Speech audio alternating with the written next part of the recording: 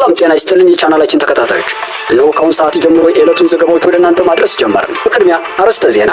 ኢራን በርካታ የአሜሪካ ወታደሮችን መማረኳን አሳወቀች። የአውሮፓ ህብረት አባል ሀገራት ስለ ሆርሙዝ ሰርጥ ሊመክሩ መሆኑ ተሰማ።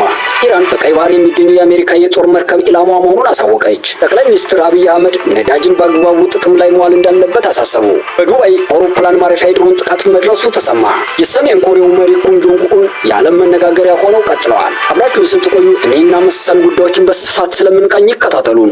ኢራን በርካታ የአሜሪካ ወታደሮችን መማረኳን አሳወቀች። ሶስተኛ ሳምንት ላይ የሚገኘው የአሜሪካና የእስራኤል ጥምር ጥቃት የኢራን ጦርነት በመካከለኛው ምስራቅ የሚገኙ 140 ገደማ የአሜሪካ ወታደሮች እንደተጎዱ የሀገሪቱ መከላከያ ሚኒስትር ገለጸ።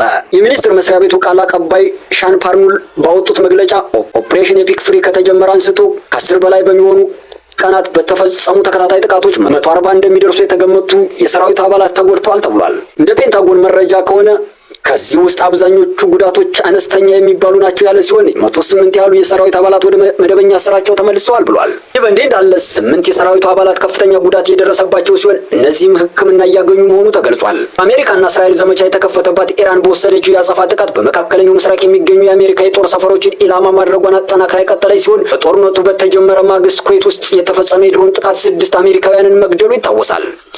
ይህ በእንዲህ እንዳለ ከጦር ሰፈሮችን በተጨማሪ ኢራን በባህረ ሰላጤው ሀገራት የሚገኙ ሆቴሎችን፣ የአየር ማረፊያዎችን እንዲሁም የነዳጅ መሰረተ ልማቶችን እያጠቃች መሆኑ ተገልጿል። የአውሮፓ ህብረት አባል ሀገራት ስለ ሆርሙዝ ሰርጥ ሊመክሩ መሆኑ ተሰማ። የአውሮፓ ህብረት አባል ሀገራት በፋርስ ባህረ ሰላጤ ጦርነት ምክንያት የተዘጋውን የሆርሙዝ ወሽመጥ ለማስከፈት ምን ማድረግ እንደሚቻል ለመነጋገር እንደሚሰበሰቡ የውጭ ጉዳይ ፖሊሲው ኃላፊው ገልጸዋል። ከያ ካላስ በብራስልስ ከሚካሄደው የአውሮፓ ህብረት የውጭ ጉዳዮች ስብሰባ አስቀድመው የሆርሙዝ ወሽመጥ ክፍት ሆኖ መቀጠሉ ለእኛ ጥቅም ነው ሲሉ ተናግረዋል። 20 በመቶ የሚሆነው የዓለም ነዳጅ በሚተላለፍበት የውሃ አካል ጦርነቱ ከተጀመረ ጊዜ ጀምሮ ለማለፍ የሞከሩ በርካታ መርከቦች ጥቃት እንደደረሰባቸው ተዘግቧል። ይህን ተከትሎ የአሜሪካው ፕሬዝዳንት ዶናልድ ትራምፕ የአሜሪካ አጋር ሀገሮች የመተላለፊያውን ደህንነት ለማረጋገጥ ድጋፍ ካላደረጉ የኔቶ የወደፊት ዕጣ ፈንታ በጣም መጥፎ ይሆናል ያሉ ሲሆን በትናንትናው ዕለት ከዩናይትድ ኪንግደም ጠቅላይ ሚኒስትር ጽህፈት ቤት ኬር ስታርመር ጋር በዓለም አቀፍ የመርከብ ጭነት ላይ የሚደረሰውን መስተጓጎል ለማስቆም የሆርሙዝ ወሽመጥ እንደገና መከፈት አስፈላጊ መሆኑን መነጋገራቸው ታውቋል። ኢራን በቀይ ባህር የሚገኙ የአሜሪካ የጦር መርከብ ኢላማዋ መሆኑን አሳወቀች። የኢራን ጦር በቀይ ባህር አካባቢ የሚገኙ የአሜሪካ ግዙፍ አውሮፕላን ተሸካሚ የጦር መርከብ ለአገሪቱ ስጋት በመሆኑ ተገቢው የጥቃት ኢላማ እንደሚሆን አሳወቀች።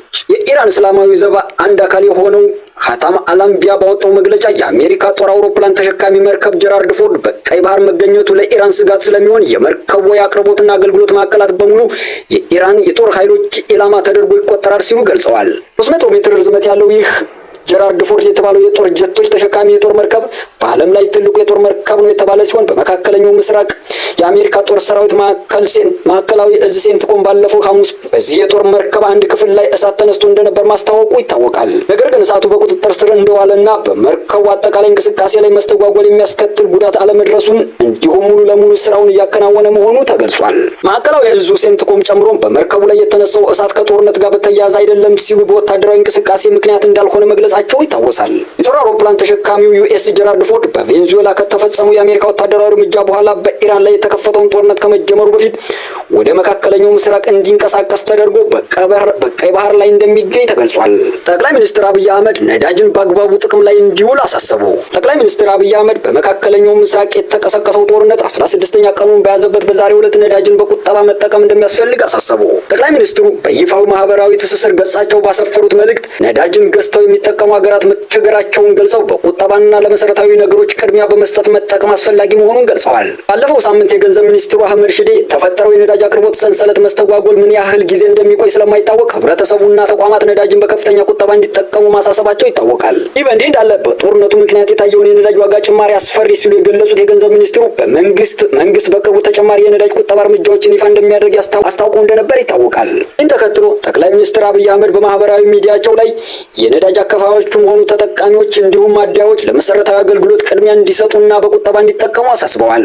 የፋርስ ባህረ ሰላጤ ጦርነት ከተቀሰቀሰ ወዲህ የዓለም 20 በመቶ ነዳጅ የሚተላለፍበት የሆርሙዝ ወሽመጥ በመዘጋቱ የተነሳ በተጨማሪም በጦርነቱ ኢራንና ሌሎች የመካከለኛው ምስራቅ ሀገራት የነዳጅ መሰረተ ልማቶች ላይ ጥቃት ስለተፈጸመባቸው የነዳጅ ዋጋ ከፍተኛ ጭማሪ አሳይቷል ተብሏል። ይህንንም ተከትሎ የዓለም አቀፉ የኢነርጂ ኤጀንሲ ከፍተኛ መጠን ያለው ነዳጅ ከክምችት በማውጣት ለኤሲያን እንዲሁም ለኦሽኒያ ሀገራት በዛሬው ዕለት እንደሚያከፋፍል ይፋ አድርጓል። የዓለም 1/5 የነዳጅ አቅርቦት የሚተላለፍበት የሆርሙዝ የባህር ወሽመጥ መዘጋቱን ተከትሎ የነዳጅ ዋጋ መጨመሩን ዛሬውን እንደቀጠለ መረጃዎች እያሳዩ ይገኛሉ። በዱባይ አውሮፕላን ማረፊያ ላይ የድሮን ጥቃት መድረሱ ተሰማ። ዛሬ ሌሊቱን በዱባይ አውሮፕላን ማረፊያ ላይ በተፈጸመ የድሮን ጥቃት ምክንያት በጊዜያዊነት ተቋርጦ የነበረው በረራ መልሶ እንዲጀመር ባለስልጣናቱ አስታውቀዋል። በረራዎቹ እንዲቋረጡ የተደረገው በተፈጸመው ጥቃት ምክንያት በነዳጅ ማጠራቀሚያ ላይ በተነሳ እሳት መሆኑን እና በሰው ላይ ጉዳት አለመድረሱ ተዘግቧል። የዱባይ ሲቪል አቪዬሽን ባለስልጣናት ለጥንቃቄ ሲባል ተቋርጦ የነበረው የአየር ትራንስፖርት ከዱባይ ዓለም አቀፍ አውሮፕላን ማረፊያ ወደ ተወሰኑ መዳረሻዎች የሚደረጉ በረራዎች ቀስ በቀስ መልሰው እንደሚጀመሩ አስታውቋል። መንገደኞችም ስለ በረራዎቻቸው መረጃዎችን ከሚጠቀሙባቸው አየር መንገዶች እንዲያጣሩ ተናግረዋል። የሰሜን ኮሪያው መሪ ኪም ጆንግ ኡን የዓለም መነጋገሪያ ሆነው ቀጥለዋል። የሰሜን ኮሪያው መሪ ኪም ጆንግ ኡን ሶስተኛ ሳምንቱ የሞላውን የመካከለኛው ምስራቅ ጦርነት ሲገልጹ እንዲህ ይላሉ። ዶናልድ ትራምፕ ዛሬ ኢራንን የሚወጋው ያች ሀገር ልትቋቋሙ እንደማትችል ስላመነ ነው ያሉ ሲሆን የኔን ሀገር ሰሜን ኮሪያን፣ ቻይናን ወይም ደግሞ ራሽያን ለመተንኮስ የማይደፍረውም ለዚህ ነው፣ ምክንያቱም የእኛን ኃይልና ሚሳይሎቻችን በሚገባ ያውቃል ሲል ገልጸዋል። ሰሜን ኮሪያው መሪ አክለውም እኛ መላውን አሜሪካን በአንድ ሚሳይል ብቻ ከምድረ ገጽ ማጥፋት እንችላለን ያሉ ሲሆን ሰሜን ኮሪያው መሪ አክለውም ነገር ግን ኢራን በእውነቱ ከፈለገች አብዛኛውን የአሜሪካን ክፍል በቦምብ መደብደብ ትችላለች ያሉ ሲሆን ጥቃት የማታደርሰው ግን የብዙ አሜሪካውያን ንጹሃን ዜጎች ሕይወትን እንዳይጠፋ በመፍራት ብቻ ነው ብለዋል። ይህ በእንዲህ እንዳለ የሰሜን ኮሪያው መሪ አክለውም ዛቻ ኃይልን አረጋግጥም ያሉ ሲሆን የአንድ ሀገር እውነተኛ ታላቅነት የሚታየው በሰላም በፍትህና ለሰው ልጆች ሕይወት በሚሰጥ ክብር ነው ብለዋል።